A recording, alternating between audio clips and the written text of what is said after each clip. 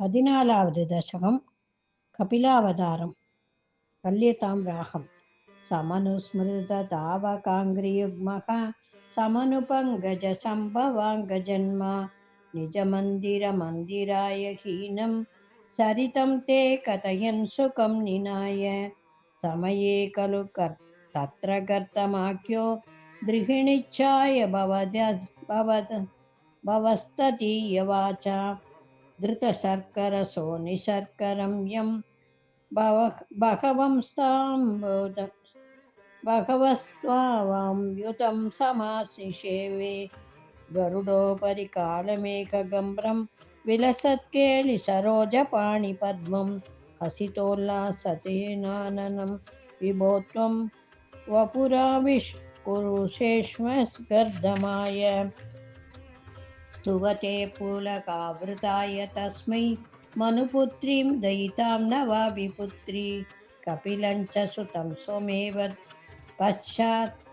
स्वगतिं चाप्यनुगृह्य निर्गतो भूः समनुसतरूपया महिष्या गुणवत्या सुतया च देवहूत्या भवदीरितनारदोपतिष्ठ समगाद्गर्दममागति प्रतीक्षम् मनुनो बहृताञ्च देवहूतिं धरुणीरत्नमवाप्य गर्दमोऽसौ भवदर्शननिर्मितोऽपि तस्यां दृढशिश्रूषणया तदो प्रसादं पुनस्त्वत् उपासनप्रभावात् दयिता कामकृते कृते विमाने वनिताकुलसङ्कुलो नवात्मा